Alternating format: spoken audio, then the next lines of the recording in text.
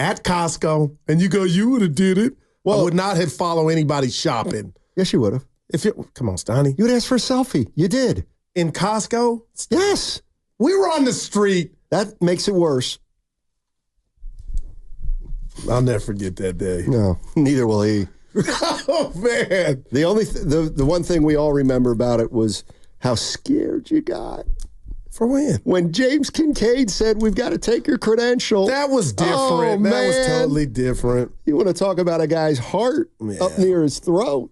Oh, boy. Yeah, absolutely. We're talking a couple things I want to mention. Devontae Adams is now a New York Jet. He was traded from the Raiders to the Jets. And Amari Cooper, remember, he was mentioned in the offseason as a possible replacement for Brandon Ayuk. He's now going to the Bills. What if I told you I believe that connection or addition might be, you might get more dividends than Adams going to New York, if you're correct? Possible. I think Josh Allen's going to love playing with Amari.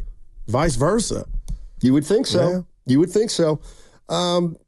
We came out today talking about the media, and I just found it very interesting that the San Francisco 49ers right now are 3-3, and, you know, there's some angst, but that's about all it is. There's some angst. You got the Chiefs coming in. And the Philadelphia Eagles are 3-2. And Nick Sirianni is absolutely getting bludgeoned in Philadelphia for one, barking at the fans during the game, and then after the game, bringing his kids to the podium so as possibly to deflect any criticism of what he did. And people in Philly are going bonkers about it. And then the Dallas Cowboys, of course, Jerry Jones did his Tuesday interview with the flagship station, and he kind of threatened to fire the two hosts if they kept asking him questions about mistakes from the past. Man. And it just got me thinking, I get it. The Cowboys got absolutely humiliated on Sunday against the Lions. Good word. But they're 3-3. Yeah. And the Eagles are 3-2. And you'd think that the worlds are collapsing there. Well, Dallas has been, like Evan said, pointed out, they've been blown out at home. They've yet to win at home by double digits and almost gave up 50 just this past Sunday, the worst loss since he's owned the Cowboys. So it's different than 3-3, Steiny. The Cowboys 3-3 is way worse than Philly's 3-2. But to Philly's credit, they don't, your friends included, they don't like Sirianni before all this jumped off. So the question I have to 49er fans and Bay Area fans at large is, do we hold the coaches and the ownership and the owners and the players and the front office, do we hold them as accountable as they do in other cities? And we had a great spirited conversation on it before we had Randy Cross, and I kind of want to get back into it. But this is what we're talking about. So Nick Sirianni did an interview with WIP. He goes on there every Tuesday, and he explained why he brought the kids up. All right. And then he said, all right, thanks, guys, and he hung up. And this is what they said right after he hung up, right after Sirianni hung up the phone. I didn't like the answer about the kids and just doubling down and saying, like that basically, like, too bad my kids want to come. Like, I'm sure a lot of coaches' kids want to come up there. I'm sure that'd be a neat thing for a lot of coaches' kids to do, or players' kids, or whatever. Like, just because they're your kids doesn't mean you can do that. Like, I would love to bring my daughter to work with me. I never want to leave my daughter. She's my favorite thing in the world. Every second I get to spend with her is like a gift. Like, I would bring her to me. She'd sit right there. Here's where I'm at. You know what I mean? Like, it is what it is. On that topic, two things. One, I'm very disappointed that his answer was what it was. I think it's a straight mistake. I'm blown away. I'm shocked. It's a straight mistake. Two, it means Lurie and Howie are permitting it, at least to this point, and didn't tell him in the last 40 hours, don't do it again. Part of me's, well, they made him apologize. Well, he did apologize. Yeah, and I think that was a mandate from up above. But then he explained his rationale for having him up there, and he said he wants to, and what's wrong with this? He wants to pass along his love of football to his children. I get that. Okay. There. But when you're doing the Nicky. gesture of F off, basically, in Philly, the home of Rocky, and then it's time to face the music, and you come in with your kids trying to preach sympathy without saying it, nah, they sniffed that out, and that's why they didn't like it. And Philly's that market that we talk about, Steiny, like no holds barred, man. We love the kid. The guys say, I love it. Daughter's the best thing that happened, my favorite thing in the world. But I'm just mad because I think I know Sirianni, Steiny, and I think he knew what he was doing. I bring the kids up here. We ain't got to get into what I just did or what went down. Well, and then he apologized, and his bosses made him apologize. He's picking a fight he will never win, and I think this is his last season as Eagles coach. What if they win it? Oh, they're not gonna. Well, thank you. It's probably his last year in Philly, but. I mean, the irony of the situation is he did bring his kids up to the podium, and they still asked him what happened between him and the fans. And that's what he kept saying. Well, I was just excited. Yeah. I was just excited. But my question to Bay Area sports fans is, does the media out here hold the teams and the players and the coaches and the GMs accountable? And the one thing I was wondering is, okay, if you could ask a question to anybody that you feel hasn't been asked, like what would it be? If we say the Bay Area media is soft and they don't ask the tough, hard questions, what are the tough, hard questions that don't get asked of, I don't know, Kyle Shanahan, Lynch, Kerr, Lacob, Myers, Dunleavy, Farhan, Bochy, you got Kapler, me thinking, Melvin. And again, I don't know. It's what Evan said about the Wiggins situation that's still with me. Steiny, again, it's not about getting the answer. Obviously, that's the goal and you want it. But from a fan perspective, you just want to know that the guys and gals covering the team did everything under the sun to get that answer. And that's why when you said, Goo, you could ask, if you asked him about his relationship with Ayuk, he probably wouldn't give you nothing. And you're right, but it would sit well with me knowing the Matt Steinmetz or the Evan Giddings of the world publicly asked him about that said relationship. And now you got me because you said Kawakami, who's a big boy.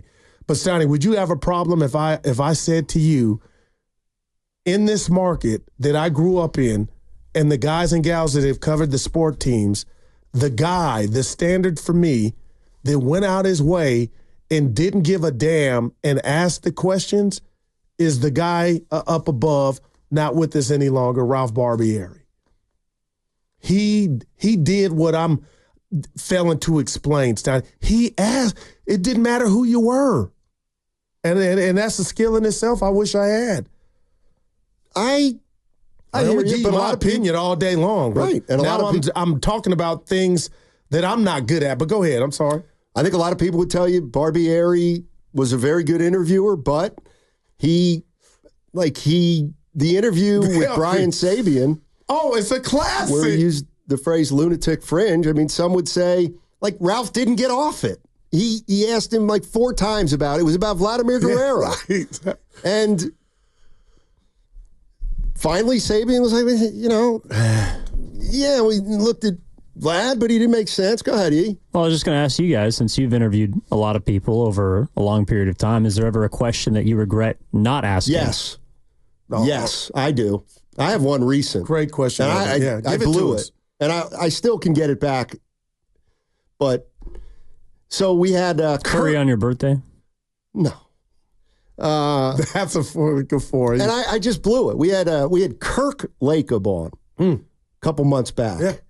And we were talking about a bunch of stuff. It was a pretty relaxed interview. And I was going to ask him this. I forgot. Now, you out there can say you were scared. And that's fine.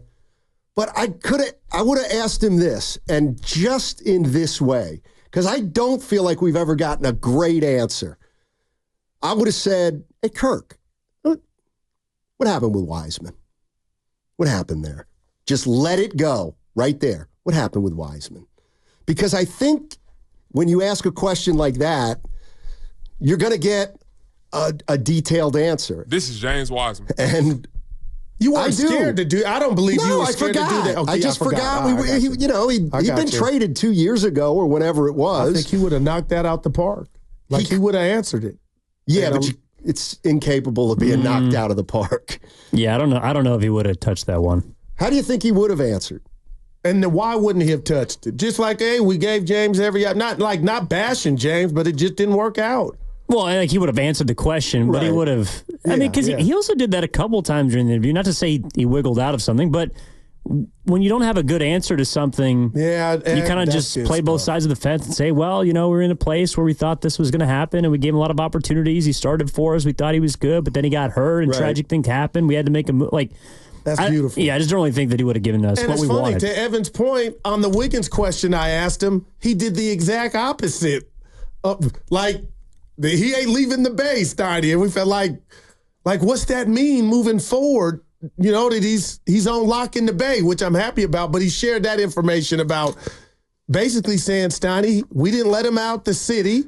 But what I'm just asking, and I can't wait. Does that mean Wiggins is more locked in now than ever? I wouldn't say that. I don't know. I would never say he's locked in unless I saw him. But the way that he had the energy on the answer, sharing that with us, it's got to mean something. And maybe it meant something to the organization, but Wiggins, he'll still be the same Wiggins. I mean, the other thing about the Wiseman question is, and I do feel like this, do we really need to ask him what happened? We know what happened. They drafted a guy who couldn't play. Okay, so, who thought he could play? Well, then that was it Joe? Yeah. Was it Bob? And Joe's on record as saying it's a group, Steiny. Exactly. Wink, but exactly. Yeah. So you know what they're going to say half the time. Yeah, but what about a guy that we've had privilege to interview? Bob Myers. What about him? He doesn't leave any meat on the bone to where he's so real, and I don't want to say authentic because that's real, that there's nothing to where you're left scratching your head as to. I think. You know what I mean? I think a hardcore sports fan might say, yeah, you guys didn't ask Bob. You guys don't ask Bob Myers. You didn't ask him real tough questions. Oh, we asked him about Wiggins. Remember when that was going on? And he was like, did you hear something, Goo? Steiny, did you hear something? Stop wanting to be out of the group you're in. You're part of this. I'm part of it. No, we must acknowledge. No, I'm not, because I'm too scared to go do it. So that's why it's kind of funny I'm having this conversation, and I ain't dissing anybody, Steiny, but I'm taking my radio hat off, and as a fan, what I want to hear Evan ask Kyle, hey, what's your relationship with, not that he would answer, but I feel better knowing the media called him out and at least gave the fans the opportunity for the coach to answer. Okay, and then what if Kyle says, what do you mean? What do you talk, what about our relationship?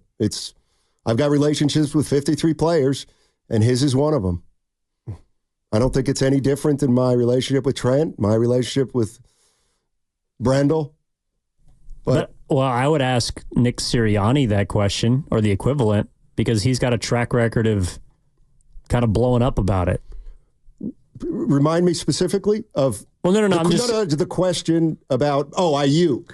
Yeah, how has your relationship grown with Jalen Hurts? Oh, my gosh. I think Sirianni would probably be more open than someone like Kyle Shanahan about that specific subject matter. I think you're right, and I wonder if it's because that now is just out there as part of the narrative. And